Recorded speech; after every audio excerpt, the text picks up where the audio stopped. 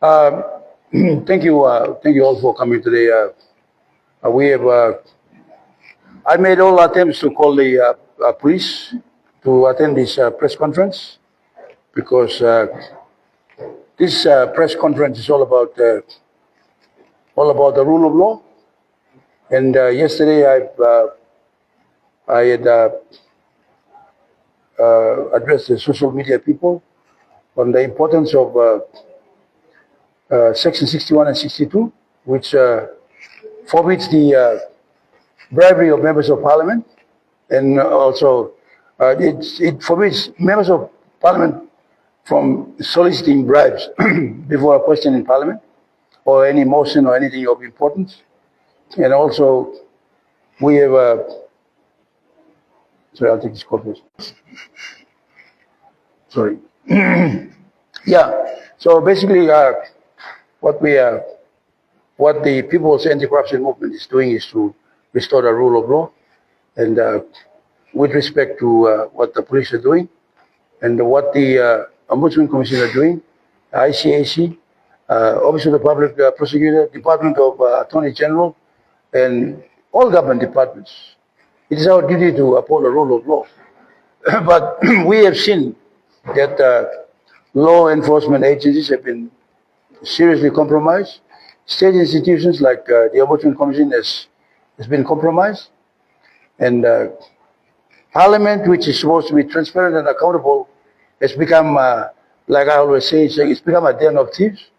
And I don't want to stress on what happened today on the floor of Parliament after court had ordered a recall of Parliament to debate the motion of no confidence on the floor of Parliament. And you have seen the Speaker abuse his authority again in gagging debate, in ensuring that there was no debate on this particular motion and the importance of that court decision. He proceeded to allow voting, and that is Parliament that have gone ahead with the business of the day in electing the Prime Minister to remain in office. What we want the Papua New Guinea public to know is that the People's Anti-Corruption Movement has launched an official complaint with the Police Crimes Division, the Assistant Commissioner at the auditor's office, against the Prime Minister, who has resorted to bribing members of Parliament in the August session, when there was a vote of no confidence against him with Rainbow Paita as an alternative candidate for the job of Prime Minister. And the proof is that they had kept almost 18 members of Parliament on the Lolowata Island Resort, treating them to free accommodation, meals and drinks, and entertainment and whatnot. And we believe that also from rumors we have, a lot of money had circulated, and we think it is improper and unlawful practice. And I think we have won them, and this last week they have not camped. And if they were using mobile phones to exchange messages or talk to each other or make gains, that is acceptable. But to actually treat people and bribe people, there's also the electronic system where they can even transfer money online.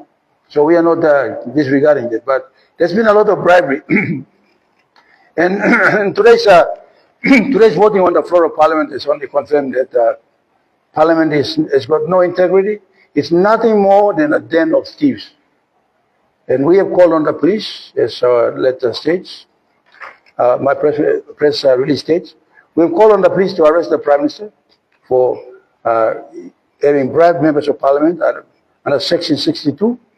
And we have also called on the police to investigate and arrest all the members of Parliament who had camped on Lolowata on that day, because the evidence is all there. There's a lot of money was printed out from the Department of Finance to various provincial governments. The governor of Enga was given 60 million kina, as you know, and that was contested in a court of law. And the governor of Enga sided with Marape in the August voting because of the 60 million kina factor. Whether he had asked for the 60 million or not is something that only the court will establish. And whether the Prime Minister intended to bribe him or not is something that only the court can establish. But the very fact that the transaction did take place, meaning that they had allocated a warrant of 60 million kina, which was unbudgeted, and it was fortunately or unfortunately, the governor of government contested that in a court of law, and the judge had ruled that this was misappropriation, and declared that be null and void, and the warrant was not released to the Enga provincial government. But there was a shining example of that. Other than that, we have seen Luther Wenge act like a schoolboy, come out and stood in front of a dummy check for 50 million kina IDG grants, and from what we are told, it was increased to 100 million. And earlier in March, he was out in the media saying that he challenged the Prime Minister for the Pangu Party leadership. And he was bribed by Marape and giving these IDG grants that were not even budgeted, not planned. This was a classical example of Marape resorting to bribe using public monies. We're not talking about private monies. Also, Governor Paul Spakov had accepted 30 million kina when there was rumors that Paul Spakov would be an alternate candidate for alternate prime minister. In 2023, the prime minister directed the Ombudsman Commission, Richard Pagan and Kevin Crepore, to blackmail Paul Spakov by writing to him to account for the 45 million kina it paid into PNG or UET Limited, a company owned by Fazila Bazari, which is not part of the Commission's mission to objective to clean and green the city. Yoga is not in the Commission's business. It should be belong to the Sports Commission. But they had used that to blackmail Paus to stick with the Marape. And later, when they found the time was running out on them, they had allocated 30 million kina from the planning department to Paul Spakov and his party members. And that money apparently was given to a private company called Asia Pacific PNG Limited, owned by a man called Sangaran Subramaniam. He had proposed to build a hospital down at Idubara Tech, and I think I went down there. I went to his office. I told him to explain how we got title to the customary land on the complaint of the landowners in Anupara. And I think the court have stopped it. And even last week I went down there and stopped him developing the other side, because I said, this is customary land. You're not supposed to. And the company that was doing that was a company called Phoenix, and the company is associated with a big contracts to the NCDC.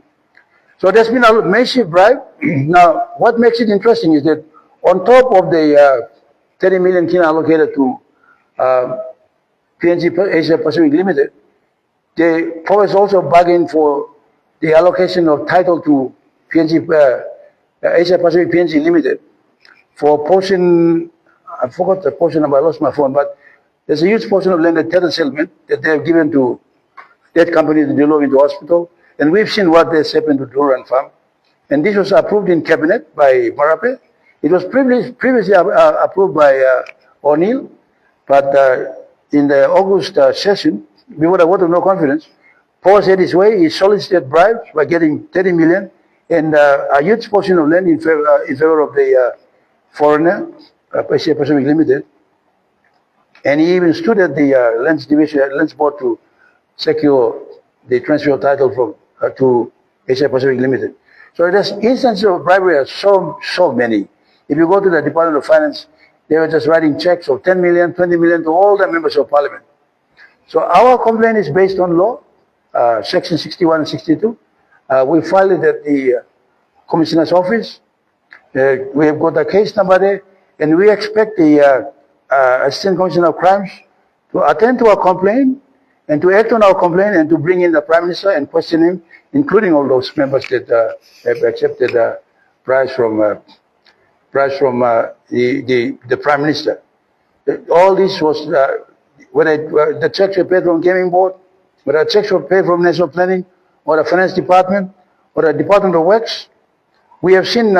We have also seen the scheme and how that scheme works.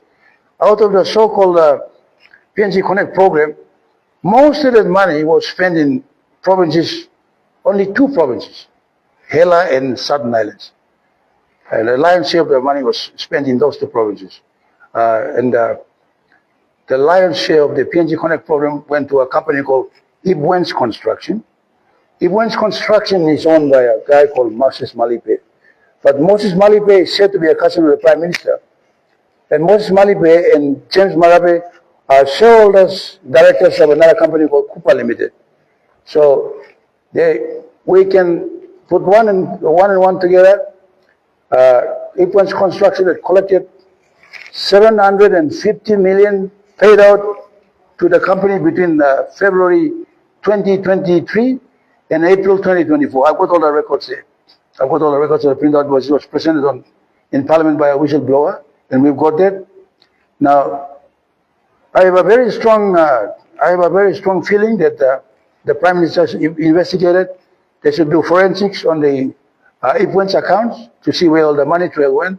It would have ended up with the Prime Minister paying bribes to members of Parliament. And I have no fear in saying that. I am very confident of what I'm saying.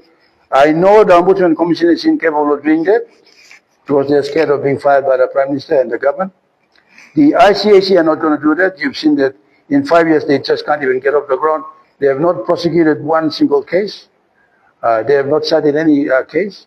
And likewise, the Police Commissioner. As you can see, I have two summonses here registered against David Manning.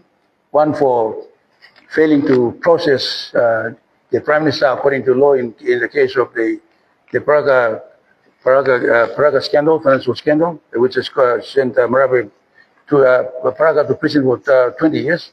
And Marape has been spared as a state witness, which we don't accept, because he had coerced and placed a lot of undue influence on the secretary to make payment, and it's before the courts. And I don't want to see this making extrajudicial comments, but the court will process it. But we have taken action against Manning. We have also taken another summons here against Manning for his rape of Flora Maso. We have done that as a civil society organization because if you will recall, Manning had created an unlawful sensitive investigation board, which is unlawful to begin with. It can't be enforced because Section 14 of the Police Force Act clarifies or defines its powers and doesn't give me any additional powers to create any board. We had deliberately done that to suppress the investigation by police on the complaint of Masor, who had filed a I've got a copy of a statement here. She had filed it in February. Masor had filed a statement addressed to Assistant Commissioner Donald Yamasombi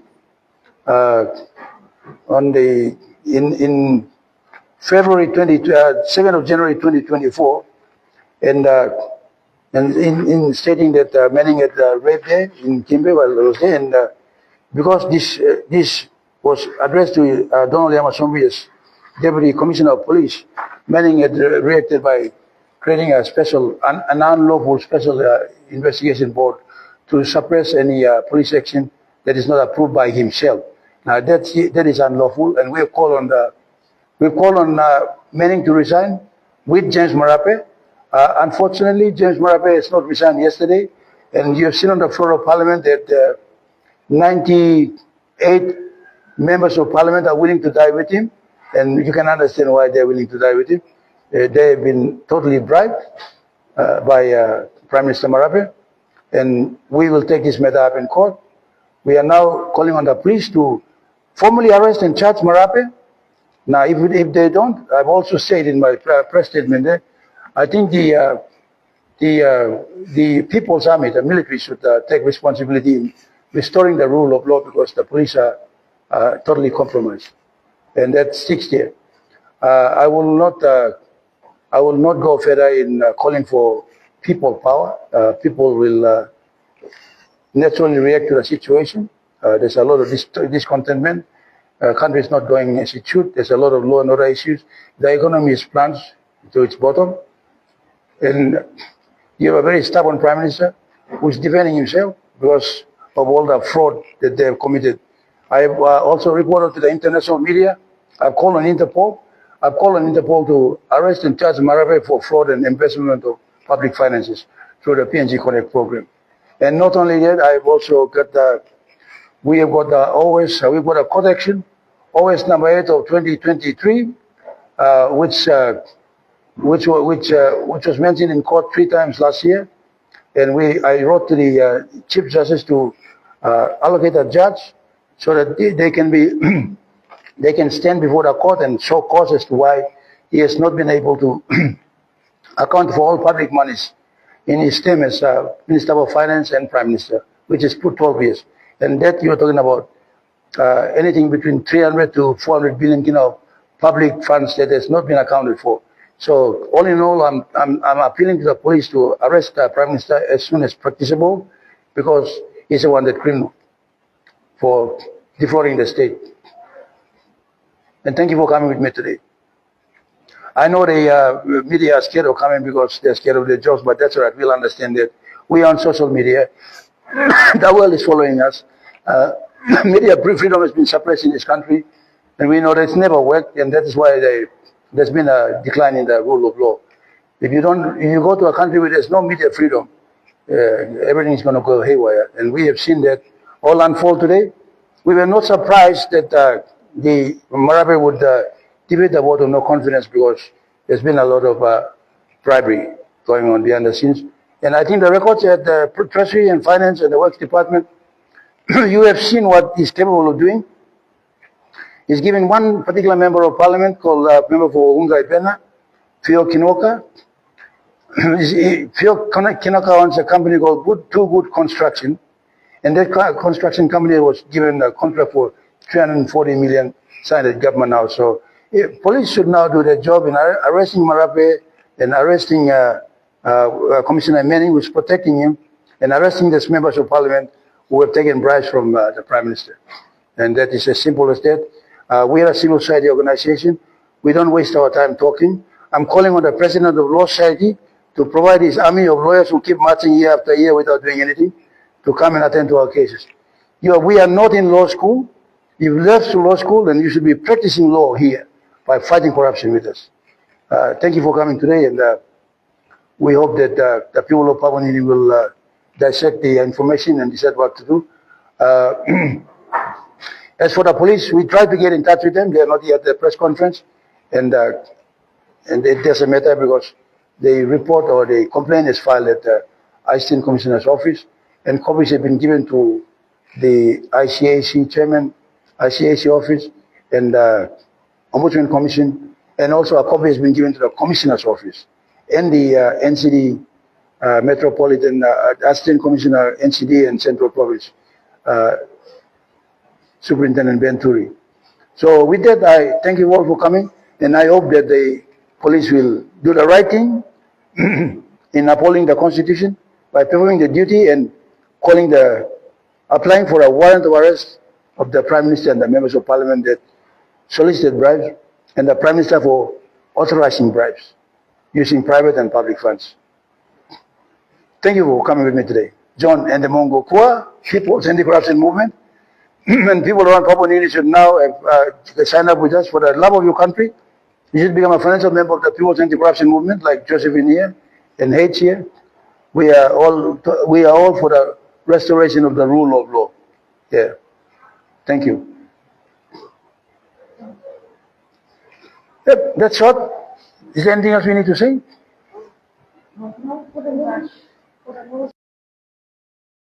Let us know your thoughts in the comments below, and don't forget to like, share, and subscribe for more updates on PNG Pulse.